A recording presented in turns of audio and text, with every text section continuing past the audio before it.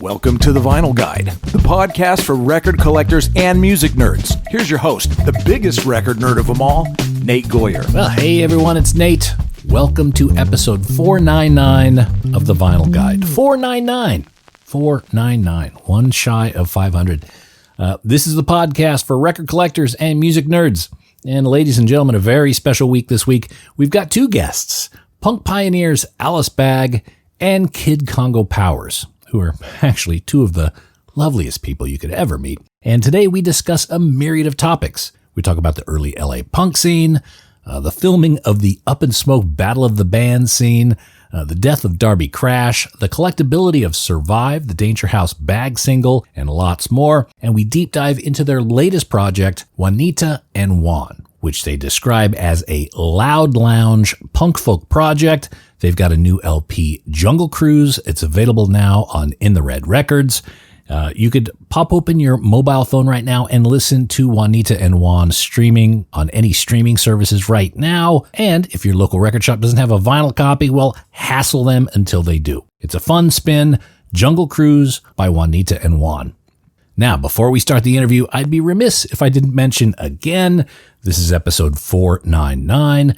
Next week, I'll be sharing episode 500, and I'm pretty excited about it. So if you could all just please take a moment to check/verify that you're properly following the Vinyl Guide in your podcast app. In most podcast apps like Spotify, Apple Podcasts, and whatnot, there's a little follow button. Make sure you're following it. That way you know exactly when the new episode is available, and you can enjoy episode 500 right away. So yeah, if you could just double check that now in your podcast app that you're following the Vinyl Guide, I'd absolutely appreciate it. And really quick, special thanks to our sponsor, Groove Washer. They've been helping support this show for many years now, and they make fantastic record cleaning products, which I personally use extensively, including the Groove Washer cleaning fluid. They make cleaning kits. They make the Groove Guard archive quality record sleeves, which are fantastic for protecting your records. So ask your local shop to stock Groove Washer, or you can go direct to groovewasher.com and you could use discount code VinylGuide10 to get a discount. That's groovewasher.com, discount code VinylGuide10. And with that, let's take a jungle cruise with Juanita and Juan, aka Alice Bag and Kid Congo Powers. Hi. Hey, ¿cómo está? Muy bien, gracias. Hey, Hi, kid. how you doing?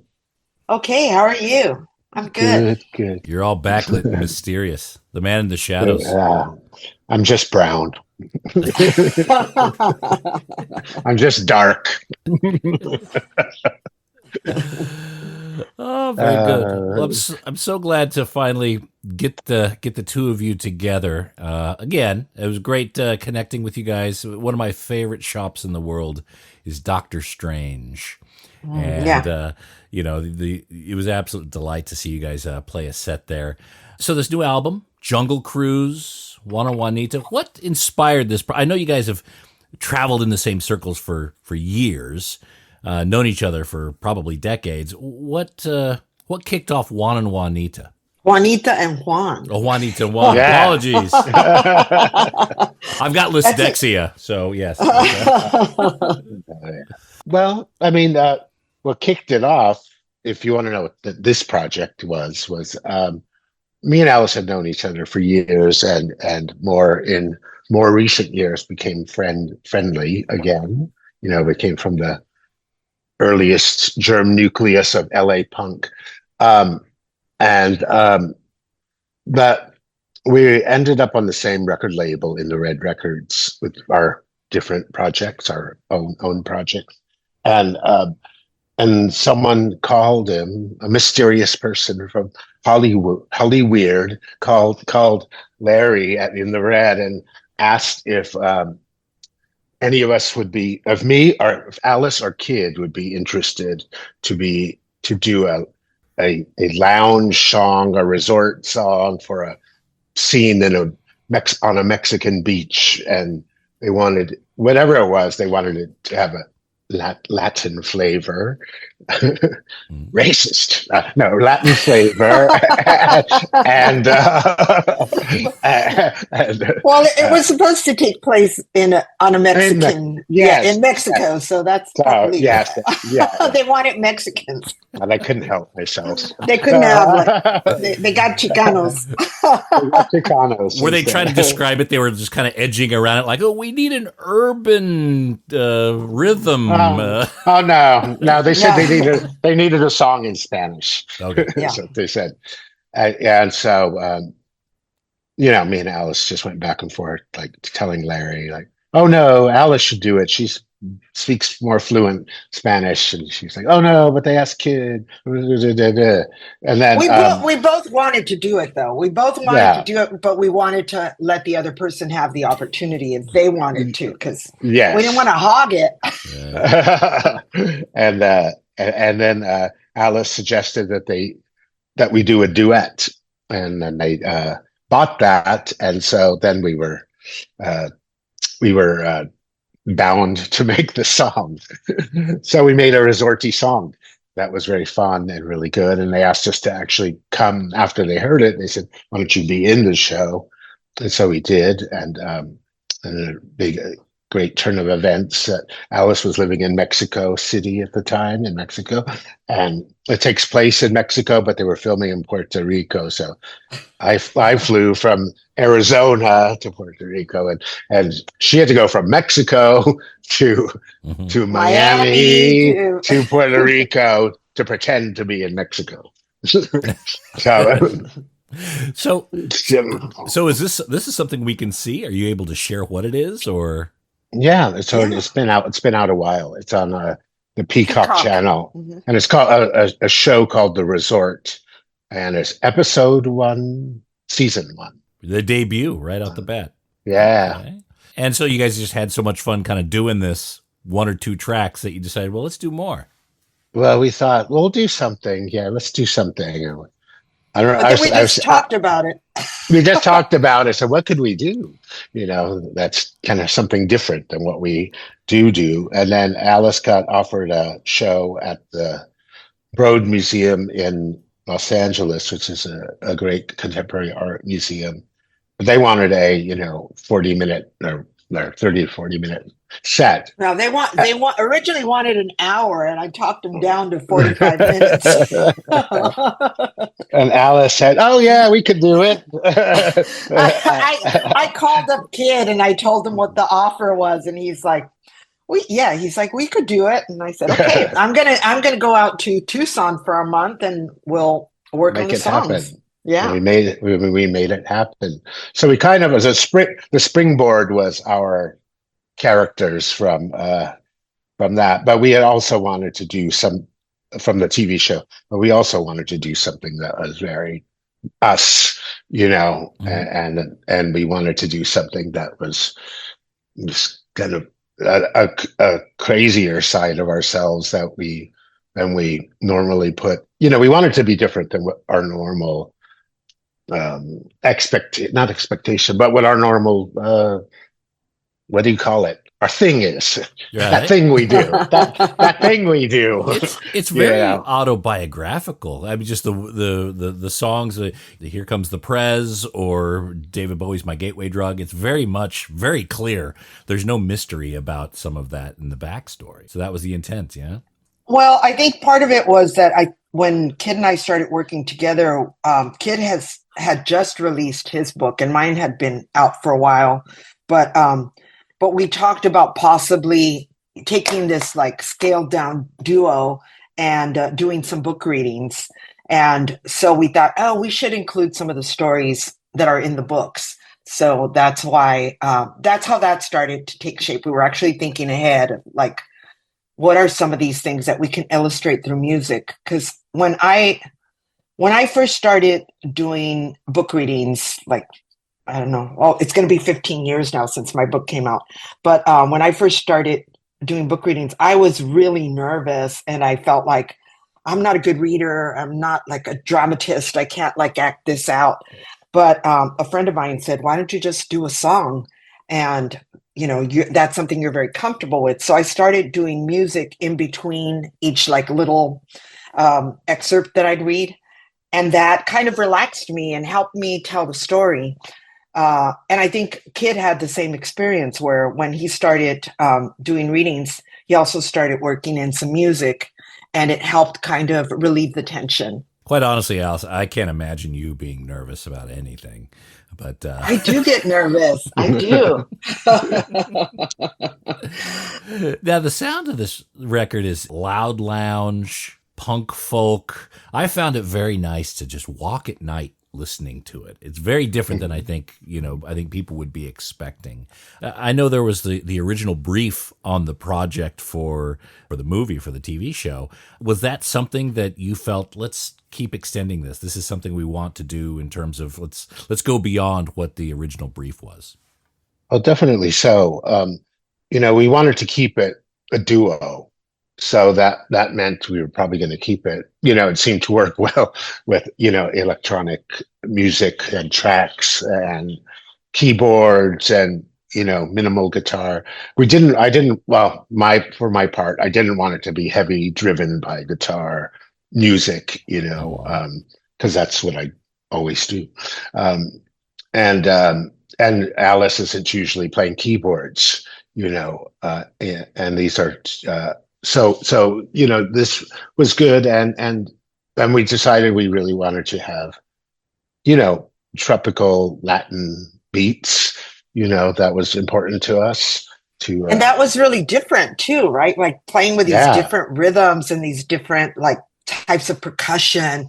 It just opens your creativity when you get started with these different beats. It's like, we can go to a completely different place. You're not thinking in 4/4. You're not thinking rock and roll. Is there a bit of a background story of Juanita and Juan? Is it like almost a mask that you put on?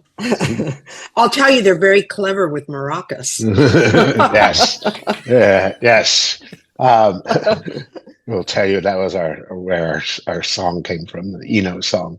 But our name, I mean, what was the question? Juanita and Juan. I was practicing maracas. Yeah. So, our backstory. Well, Juan used to dance at Chico's. He used to collect like cigarettes from the ashtrays and then resell them. Yes. But then he wasn't making enough money, so we decided that because we were already like hanging out together, and we decided that we were going to go and get our degrees in maraca playing. Yeah. So we went to the Juilliard School of Maracas, and we got our degrees. And then we auditioned for the Philharmonic, but they didn't want us. So we decided that we were going to work as lounge players. Yeah. That's the backstory.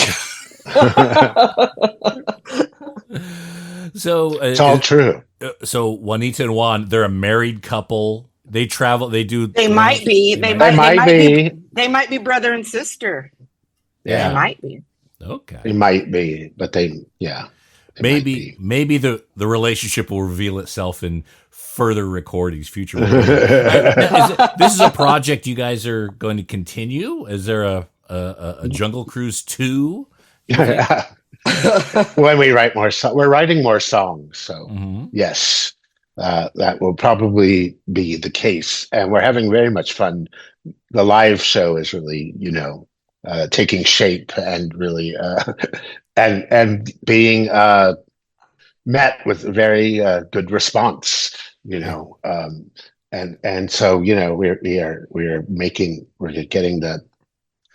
are bringing people to our side. Yes. Yes, it's hard to pull them in. Oh, come on. Yeah. No, I mean, I think I feel like people are just hanging out with us while we goof around. And a lot of the time, I just feel like we're having too much fun for our own good. Yeah. We're usually much angrier. But then I thought about it. Luke, Juanita and Juan are pretty angry. They aftertaste. I mean, it's pretty angry. But it started off angry. When we started writing together, sometimes I would send Kid these like little skeletons, little sketches of songs, and then, for him to build on.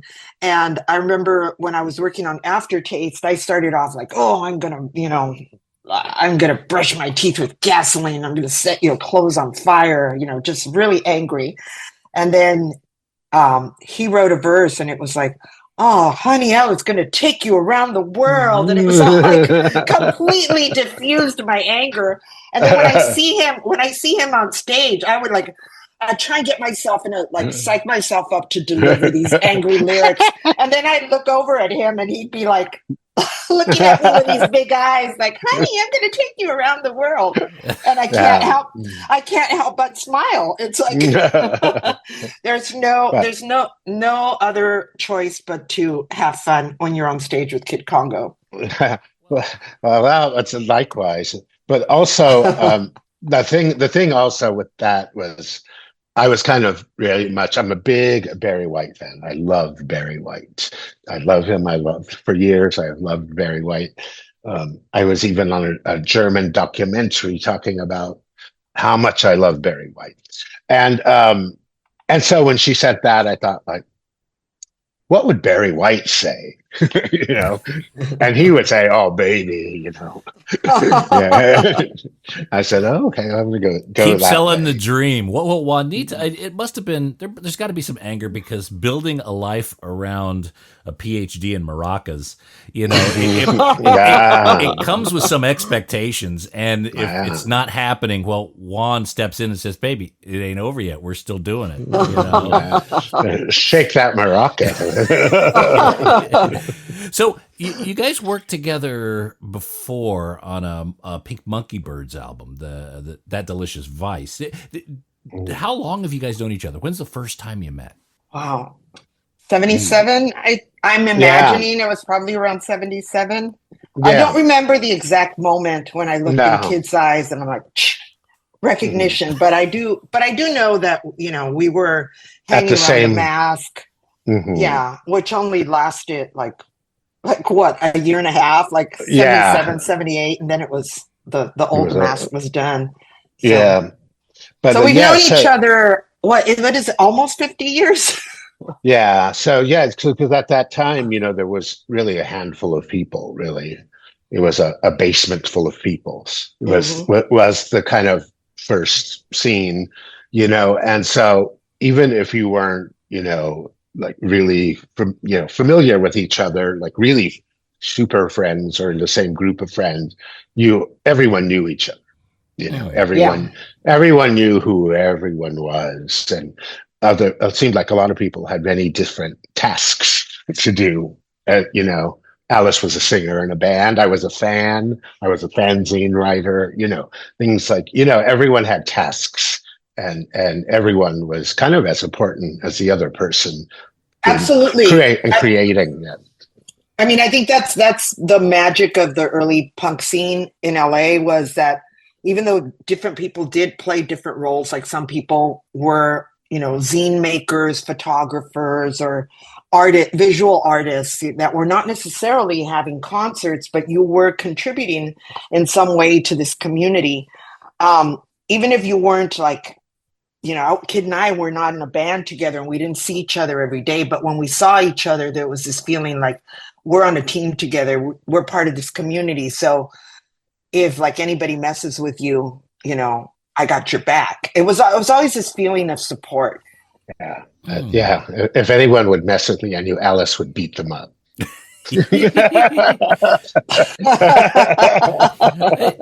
when I read about the LA scene, it always astonishes me how diverse it was, and there are a lot of females, a lot of people of color, which isn't always the story of these music scenes, and definitely not like the punk scenes you read about New York or London or LA seemed to be very, very unique in that regard. What do you credit that to?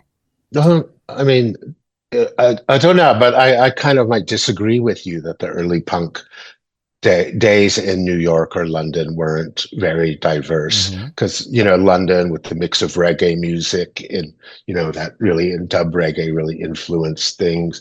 The earliest people like Susie and the Bromley contingent, Billy Idol, they the only place they could hang out was gay clubs. That was the only people that would, let them stay in their bar, and New York, very, very diverse, and a lot of women, as well. So, but LA, we can speak of LA because we were there.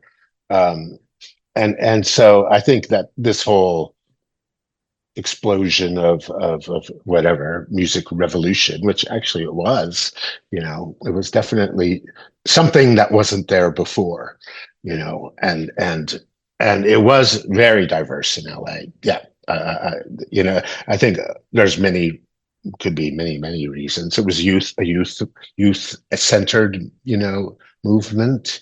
It was the proximity of the amount of Chicano people or people of color that live in Southern California, is but also it was just that the playing field was leveled, for everyone. It was like if you were bucking the system or if you were going to be on the team, you were accepted. It was known you were some kind of dissatisfied with the normal, the status quo, especially in music. I will say every people were really really into music. That's the thing. We were, and the expression was coming out anyway. It's coming out. Yeah, I think that another thing that doesn't get talked about a lot is erasure. And I think that maybe we don't know a lot about what it was like in the early New York or London scenes and how diverse it really was, because maybe people have been written out of the stories.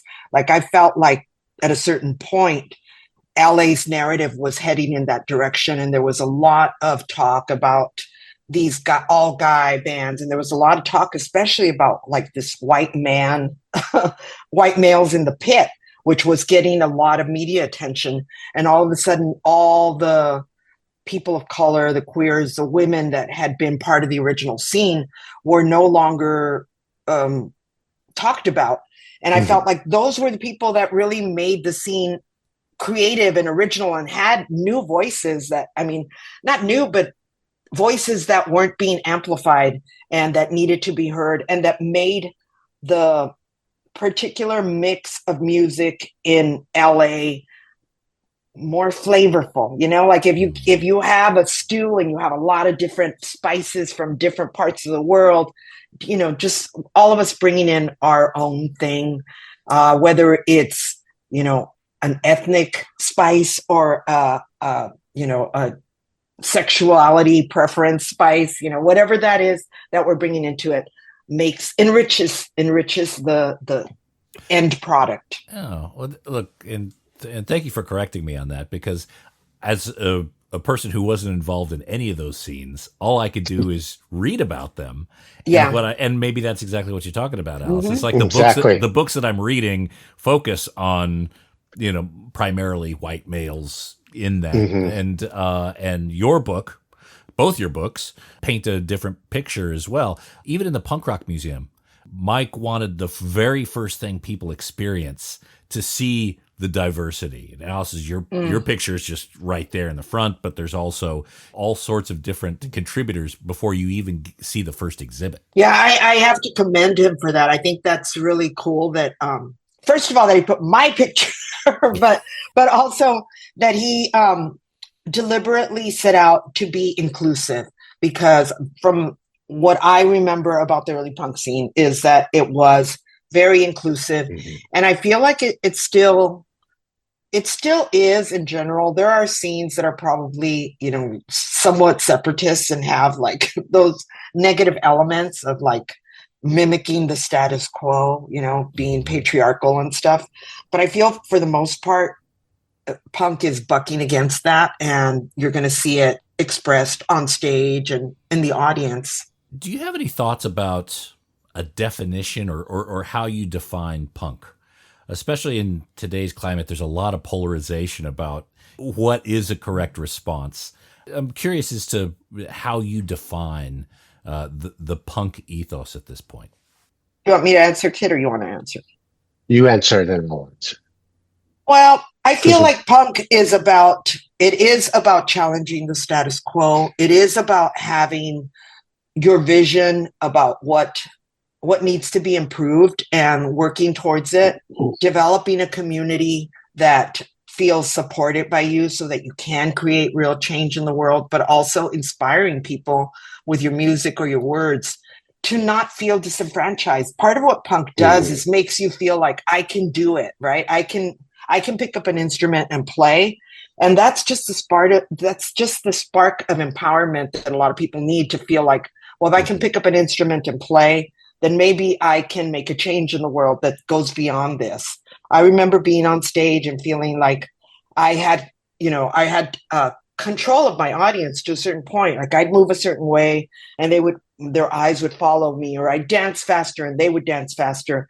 And then I looked out into the audience. I couldn't see the end of the room because it was all black, and I felt like, wow, as far as I'm concerned, this is like, the edges of the universe. This is how far this power of people goes. Like, if we are working together, if we are in unison and dancing to the same beat, so to speak, we can move mountains. And I really believe that. And I believe that is what punk does for people. That's the legacy of punk in people's lives, the feeling of empowerment, of like, I don't need to have special training. I don't need to be, a senator to make political changes. I can do it with my voice. I can do it with my art. I can do it by moving people at this very ground level, grassroots level. That's my feeling of what punk is. Yeah. And I have a very similar take. I mean, the thing is that for me, it is a certain ethic really that I try to have, and I'm trying to. I can never express it because it's a little esoteric, but it is kind of to be honest in the music, even if I'm using humor or fantasy or whatever. It is an honesty to in the music, and to actually really, for me, to attempt to say, especially with lyrics, say things in a different way. So it's like, so for me, things always have double, triple meaning. I'm about like, but so but it is the communication. Number one, communication with people. That's what it is to me, and it's not necessarily a sound. Really, it's just an ethos. And so and just there's just punk became so many rules for me, and I just wanted to do whatever I wanted to do, but this is where my punk is that after I wrote my book and stuff, I just thought like, wow, I've done is only what I damn pleased to do in music, most even in life, but in music for sure, and that to me is the freedom punk. That's something I learned with punk, definitely. I kind of think of, and I appreciate you guys sharing that. One of the things that's always seemed to be very core about it is the community, as you've said, and the participation. We were just talking a little bit ago about, it was a small group, but everyone did something. They brought their superpowers to it, whether it was playing an instrument, whether it was singing, whether it was making shirts or flyers or a zine or something like that. Everyone contributed to the benefit of the community. And to me, that is like foundational in kind of what punk is. And when I think about, I like to identify myself as a punk because that's what I like to do.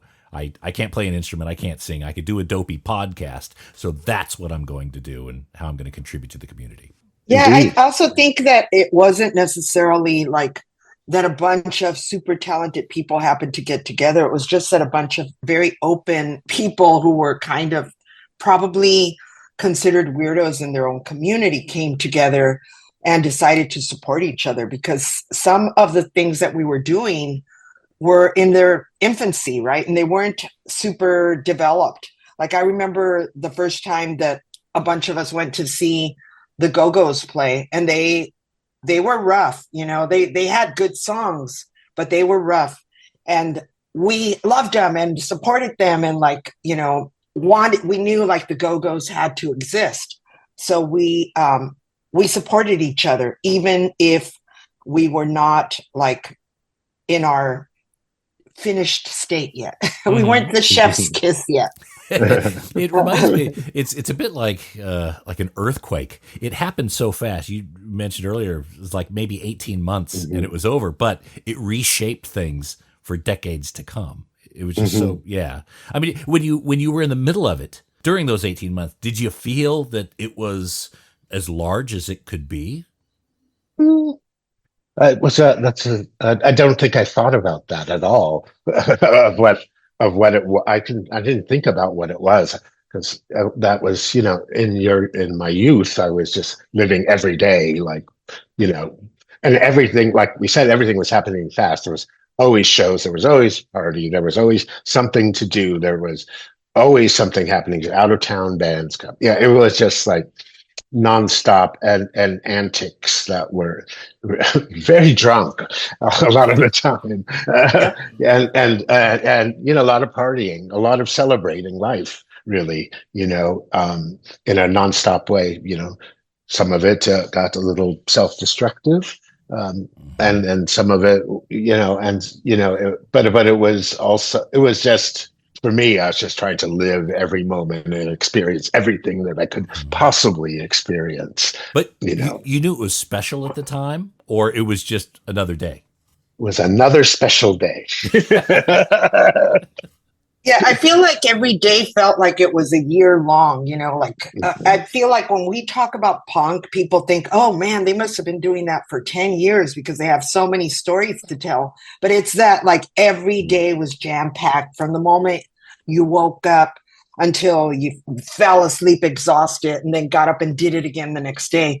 It was a time when we were just like, I feel like totally immersed in this punk scene of scene, and not just and it wasn't just going to concerts, you know, it was like hanging out with each other, dyeing each other's hair, making clothes, stenciling your clothes, pinning them, or creating something, you know, or for me, going to the movies with people, seeing films, seeing old films, reading books. We used to read books, and I used to trade books with people all the time and look at what people were reading and what records they had, and so, you know, it was just always, it was an exchange of ideas going, you know, kind of beyond just, you know, for me, music. It was like literature, it was film, it was all kinds of things. But we didn't know it was going to have like any kind of long-term effect, or at least I didn't. I didn't think like, oh, what we're doing is important. I thought like, no, what we're doing is really fun, and I'm going to do it until I can't.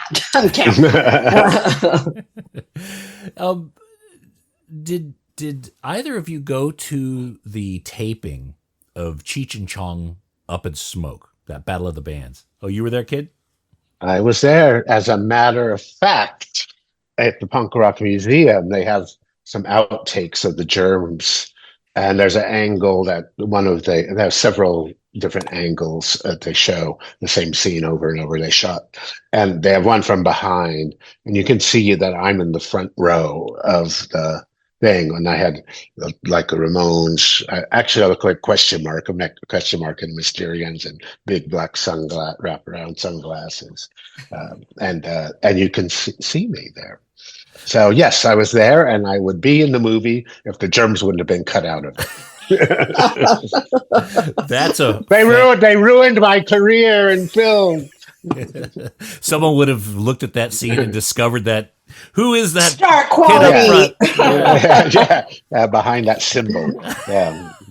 That is an incredible piece of film. For those who don't know, who are listening, the Punk Rock Museum, Fat Mike was able to get the Germs performance of this Battle of the Bands. It was never in the movie, but it was, you know, I think Lou Adler had it. He didn't put it in the movie because they felt the audience wouldn't believe that the Germs were an actual band. So yeah, I left it out, but fortunately, Mike was able to get a copy of it and is playing in a loop in the Punk Rock Museum, the only place you could see it. They're not allowed to share that anywhere else. So I'll have to look very closely at it next time and see if I could spot you, kid. Okay, all right. Any other memories of that day? Because that seems to be like quite an event in the history of LA punk. Not any, I think if you see that film, you'll know what it was. It was movie extra stuff, but it was a lot of our friends there, and we were encouraged to be as like boisterous as possible. So, you see people are really getting into throwing drinks at Darby's face and stuff, Yeah. But that was acting. There But it was also people were very into it. It didn't take much prompting. There was Germs. There was Dills. Who else was on? The Dills were on there. I don't know. Cheech and Chong. Yeah, were in it with their sister Mary Elephant or whatever it was. They were great. Cheech in a tutu. It's amazing. Now, I'm fascinated by Germs. Alice, you were at the first Germs show, right? Yeah, I was. Yeah. What are your memories of that? Well, my memories are that they, I remember seeing them as they walked outside before they went in to play their show. I was hanging out with Patricia, and we'd gone early because Nicky Beat was doing, he was going to be playing with the Weirdos, and they were doing a sound check. And I just remember them coming up with grocery bags full of snacks, which they were partially eating and partially throwing at each other. They were laughing, and we decided to go over and talk to them. They were very friendly, and they told us that they were the opening band. And, they kind of shyly said that they didn't know how to play. And I remember Patricia being like ever the, mature one, saying, "Oh, don't talk that way about yourselves. I'm sure you guys are going to be great." She gave them a little pep talk. And then we went inside the auditorium, and we realized that they were telling the truth, and they were pretty awful. Pat Smear, he kept turning towards the amplifier, making like feedback sounds, and Donaria was at that point. I mean, she actually in the Up in Smoke movie, she does play. Good. Yeah, she plays a lot better, but on that particular day, she was just kind of banging on her toms and wasn't quite sure what was going on. And Lorna was the same. She kept looking at Pat Smear and at Donaria, trying to jump into the song at the right place, but they all seem to be doing different things. And then Bobby Pinn, which is the original name of Darby Crash, was at the front of the stage, and he just sat down in the front of the stage and started pulling the groceries out of the bag, and then he would like eat some of them and kind of just make these like sounds. I don't know, wailing sounds. And he did get out some mayonnaise. He got out some peanut butter, and it got all over his chest. And then at a certain point, he tried to take the microphone and he started to rub it on his chest. And that's when the sound person just cut the power, right, and said, "Nope, none of that." And what's interesting was that like the audience was actually involved from the very beginning. Like as soon as they started making noise, people were either clapping and cheering them on, or like throwing stuff at them, like trying to like you've seen in films where people get Rotten Tomatoes thrown at them. It was that sort of thing. Except nobody had Rotten Tomatoes, so they just threw whatever. It was quite a dynamic performance, and it was something not to be ignored. So a lot of people at the end of their set, people were engaged. They were either booing them or clapping for them or screaming or something, but everybody was on their feet. So it was like a success. Yeah, you had to react. What you couldn't just sit idly by. There's a couple of events that are part of LA punk lore. They're a bit tragic. I want to just see if understand your memories around them. The death of Darby, also Stephen McDonald's kidnapping. What? I didn't even know. No, I didn't know I don't he was even know. kidnapped. I haven't Oh my seen God. the documentary yet. Oh, okay. I haven't seen it either. Oh, okay. Yeah, he was abducted for about 3 months. Oh my God. Oh, that's horrible. I'm sorry for the spoiler, but it happens in Act 1, so it's Yeah. Oh wow. it's available. I've got to see this. redcrossfilm.com/rent. He was abducted, and it was around that community. So I guess you guys weren't aware of that happening. No, not at all. When was that? What year was that? He was 13, I think. So I don't know. I mean, they got in the scene pretty young, so that might have been like early 80s. I don't know. Yeah, he was dating a woman who I think was connected with Germs. I forgot her name, but she is the one who convinced him that he had to come with her, and they took him away for quite an extended period of time. Wow. Anyway. No. Okay, so you guys don't. Sorry, I don't know anything about that. Yeah, so we don't know that. Okay. We don't know that. Okay, so the death of Darby. What do you remember about the death of Darby? Was it a surprise? Was it something that I imagine it was shocking, but was it a surprise? For me, it wasn't really. I mean, it was a surprise, of course, but I had heard talk about Darby planning his own exit. And I didn't give it a lot of credence. I didn't think that he would do anything like that. And I don't know whether his death was deliberate or an accident. So I think I'm just like, I don't want to put out any rumors because I feel like I don't know. Mm-hmm. I was initially, I felt that he had killed himself, and I felt like it was part of creating his myth, which I thought was something that he was interested in doing. But and I was angry about it. I was angry at him because I felt like he did not have to do that. But as time has passed, I've realized that I really don't know. I don't know if it was an accident. And maybe he had those ideas, and maybe he just talked about them as a way to be shocking, but he actually would never do something like that. I had really mixed feelings when it happened. I really, I went from being really sad to being just angry, and feeling like I wasn't a very good friend because I hadn't helped, but also feeling like,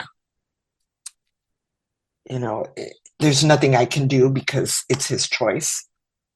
So those are that's it. That's all I can really share with you. I don't really know what happened. Yeah. And for me, I was not real close with Darby. We were friendly, and we had a weird thing. We had a weird sort of friendship. I was not kind of a big fan of the Germs, or I don't have a Germs burn, or I don't have, I was not very close, but I was shocked to hear it, but I also was not shocked because I knew there was heroin involved.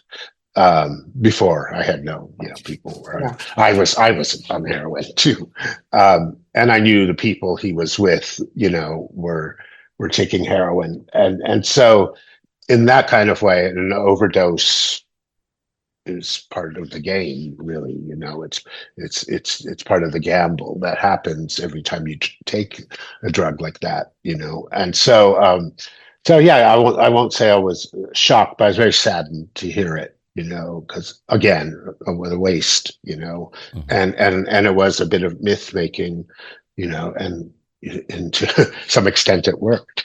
Yeah,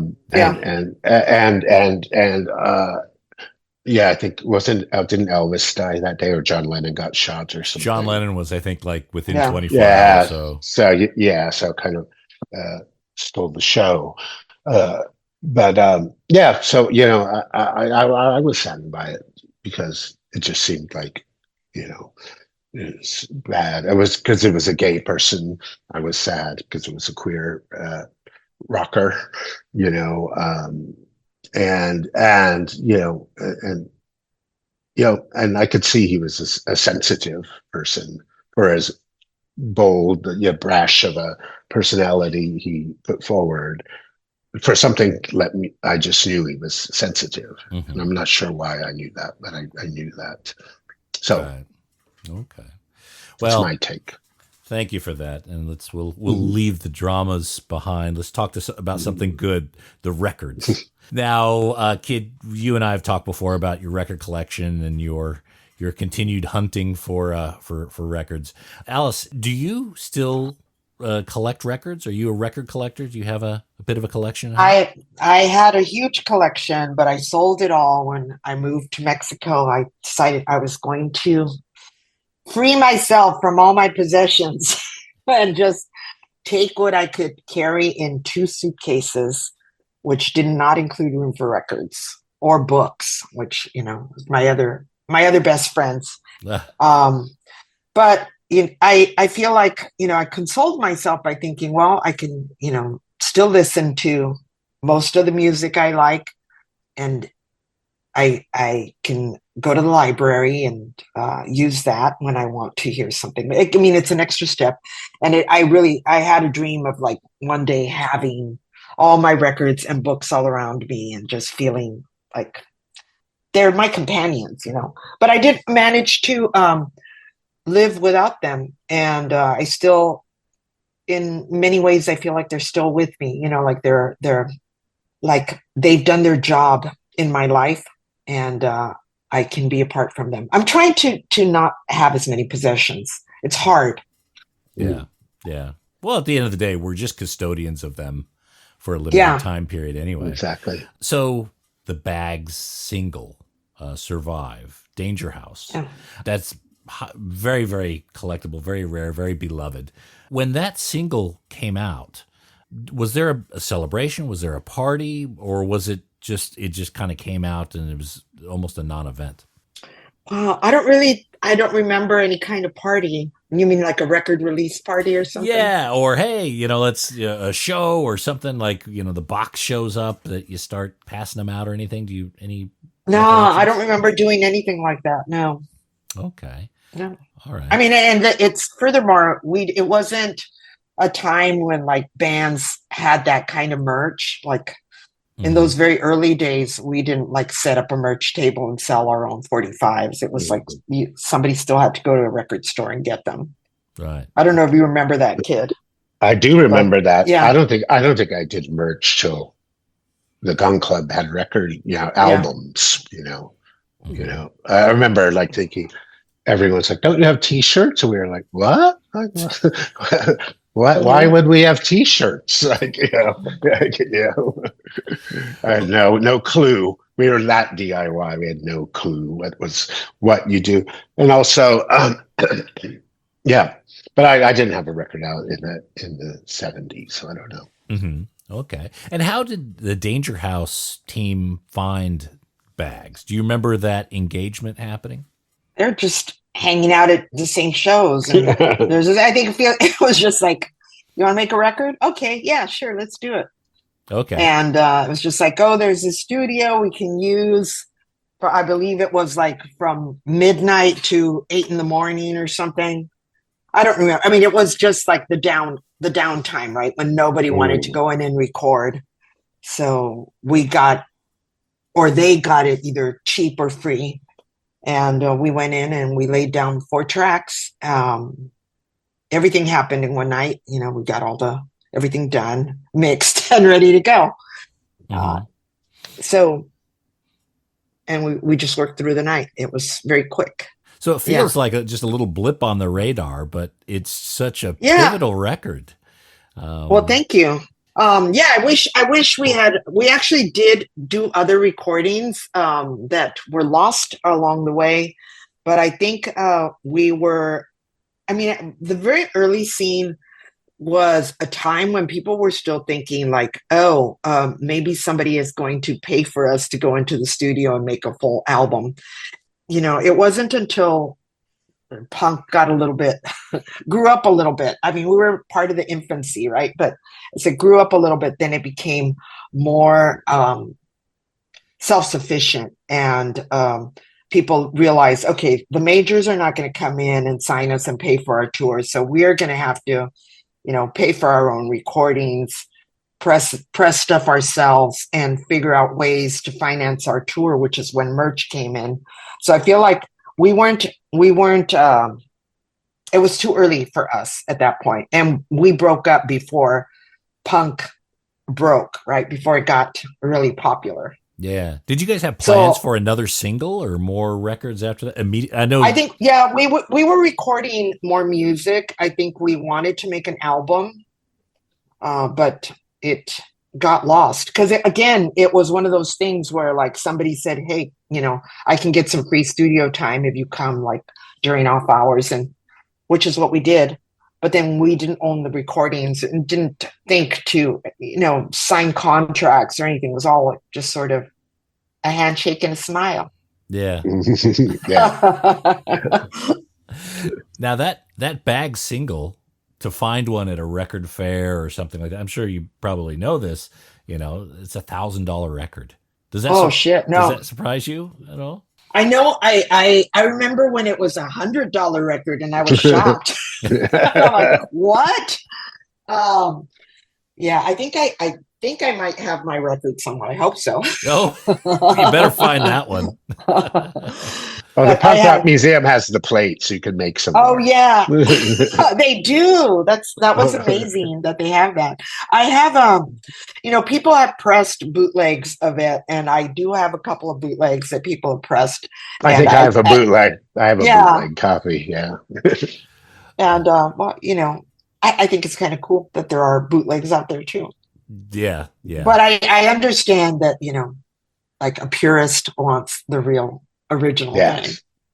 Well, it puts them back like this is something that happened during the period, during the life. Like I like the pressings of Jimi Hendrix that were made while he was still on Earth, just because it's this connection that this is the only way I'd ever have it, right? Yeah.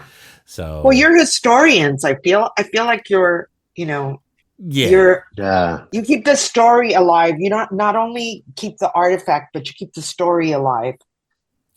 So that's important. That's exactly what I'm trying to do, because my life I've collected these stories, this knowledge about records, and I'm the end is closer than the beginning now. I want to start kind of documenting it because someone 50 years from now may be interested in that information. I want to save them the hassle or misinformation. More. Yeah. I was going to say that, my record collection has been very big and it's dwindled. I've moved a lot. So that really, I just would leave it with someone, I'll be back soon, and I don't come back for 4 years. That's how my life was for much of the 80s and even 90s. Mm-hmm. And, but I have a nice collection. I have a lot of 45s because I DJ 45. So I get very into collecting. And as a matter of fact, tomorrow I'm DJing someone's wedding because they like my old 45s. And so they, so I'm always buying records, but I'm also considering, because I'm getting on in the years, I'm considering, people are asking me if I want to sell my archives, which is, records is one of the things. And I'm like, oh, like, what? Do I have to give away my records? Like, what? I'm like, I don't know how I feel about that. But it's a thing to consider that. But the logic of archiving is archiving, that it will be somewhere that I'll actually still have access to it, and that it will be something for people in the future to study, Yeah. And so, and that way, maybe I don't need to have it in my house, unless, I'll keep 1 or 2 records I like to play. No, just kidding. To get really morbid, kid, like I mean, can you think of like, I know that I can remember going to thrift stores and seeing like these like great albums in great shape. I remember seeing 78s, right? Like of all these like fantastic, rare musicians. And then I'm like, wow, why are they here at St. Vincent de Paul? Why are people selling them for a quarter? It's like somebody probably passed away, and somebody had to clear this up and didn't know the value of it. And now here they are, like, I can buy them for a quarter but I mean, I feel like we need to figure out where our stuff is going to go if we intend to leave it behind, or if we don't need it, to like get rid of it, because So I've thought about this, and I've got a plan. What's your plan? Because I don't want to leave my wife a problem, right? Yeah. I don't, because this record, I mean, I love them. They have no idea, right? They like the fact I love them. That's about it. So I've made a deal with with a record dealer. We're going to look after each other's collection. So if he passes first, I'm going to go into his collection and make sure that it goes into the right hands for the reasonable or right price, and then give that to his wife or widow at that point. And he's going to do the same for me. So we have a bit of a pact that we're going to look after each other's. Well, that's about the best I can kind of fit. Because otherwise, she'll, she doesn't know whether this Melvin's record is $5 or $500. So, get a buddy, make a deal. Yeah. Okay, well, let's not be so morbid now. Let's talk about new and exciting things that we're doing. Plenty of other things. Look, and Kid, since last time we talked, you've released some records live at St. Kilda, Melbourne, I assume. Yeah. When was that recorded? In 2019, just right before the pandemic. Months before lockdown. Yeah, less than 4 months before. That was recorded in Australia I'm using Harry Howard and the Near Death Experience, the NDE, as my band, because that concert happened because Kim Salmon of The Scientists was releasing a book. A biography was written about him, but with him and about him, and they called me, because this is what Kim Salmon does, just calls me out of nowhere and has some crazy idea. This is how I met Kim. First, I'll tell you how I met Kim before we go into the, because it's a funny story. That I had met him briefly, I think, when the Gun Club came to Australia in '83, but I kind of don't remember. A little drunk, and then. But I got this. We were going to go on. The Gun Club were going on tour in the UK, and we were, getting known, there. And then I got this letter from Australia, or actually from London, and it was from Kim, and with a cassette of The Scientists, and it said like, "Hey, I think we met before, and I heard you're coming on tour in the UK, and I'm going to tell you right now that The Scientists are the band that's going to come on tour with you, to your support." And I thought, like, oh, that's good. And then he said, "And you better tell that blonde guy to save some booze for us, because we're going to need it." And that was his letter with this cassette with the music. And I thought, like, wow, this is very bold. This is very Australian. And how can I not say, of course, because then I listened to the music and it was incredible, blew my mind right there. So that's how I met Kim. Mm-hmm. So we're going back to like 84 or so, 83, 84. And then, so in 2019, fast forward, he asked me to come. He's going to put on a show for his book launch, and he asked if I'd come, but he couldn't afford to bring a whole band, so he asked if I'd come and make a band and do stuff. And I said, of course, I would never say no to Kim. I can't. And after that first one, and nor would I want to. But so he suggested that we both actually at the same time thought like, oh, the NDE, because the Pink Monkey Birds had played with them before on a previous tour.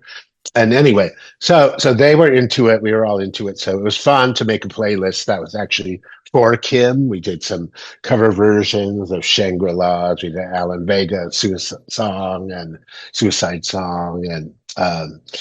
just stuff that I thought Kim would like, and then some of my back stuff. Mm-hmm. So, and then when we got there, they had this amazing recording facility, and they said, well, for X amount of money, we can record this, and it's on 877 tracks. I went like, oh, okay, that's great. I'll do it. I'll shell out. So I got the tracks, and it was incredible. It was a one-time kind of show. Great audience, great recording, and I brought it back to Tucson and had Jim Waters and me really worked on it to make it sound like a live record that I always wanted to hear, and that's it. I love the fact that you guys are working and still being very prolific at this period. I think, some of the best work is still coming out. The Pink Monkey Birds, Sister Dynamite is a wonderful record. I don't know if you have plans to do any more solo work, Alice, but that record out of 2020 was phenomenal. And thank you. I know you're still working with Juanita and Juan. We hope to hear more from you guys on that. Any chance you guys would ever be playing Australia? There's always a chance. I would love that. I've never played Australia. I would love to. So. And I love Australia. I have a lot of people there, and I'm going to throw it at our booking agent and see what sticks. You got a lot of friends down here, so I'm sure you could wrangle something. You think they'd go for our cookie stuff? Oh yeah. Our cookie brand of punk? Oh yeah. I think Australia would be a great place for us. Yeah. Oh, good. 100%. Well, plan it. You guys are always welcome to stay here. Plenty of records to play. And hope you guys don't mind dogs. Thank you. So I'm a dog person. Kit's a cat person. Okay. Well, the dogs will want to say hi at about 6 a.m. So just let me know. Anyway, look, that's about it. Do you guys want anything you want to talk about we haven't talked about? No, just our record, but I don't know what there is to say that you haven't already said. There's a record. Go get it. It's really good. It's on In the Red, Juanita. Sorry. Juanita and Juan. Hey, wait, now you gotta think of Babies on Fire. Are you familiar with that song? No. By the first Here Comes the Warm Jets album. Okay, yeah. The song Babies on Fire, and there's one of the verse starts, Juanita and Juan are very clever with maracas. Making their fortune selling secondhand tobaccos. Got it. Okay. So Juan dances at Chico's. Yes. It goes on. Yes. All right. That's our backstory. That's our backstory. Brian Eno wrote your backstory. Yes. All right. Juanita and Juan, Jungle Cruise, In the Red Records, along with several other Alice Begg and Kid Congo Powers projects. Larry Hardy still doing God's work there. Both of you, thank you very much for taking the time. Thank you. Travel safe, and we'll see you when we see you. Hopefully down under at some point. Thank you. Yeah. Okay. Thanks a lot. Take care. Bye. Cheerio. Okay.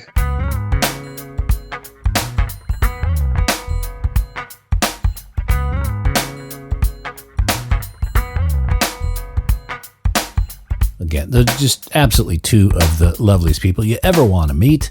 We recently spent some time together at Dr. Strange Records in Alta Loma, California, one of my favorite record shops on the planet. If you ever get up that way, make sure to pay the doc a visit. And don't forget, Juanita and Juan, Jungle Cruise is available in the Red Records and at every cool record shop you know.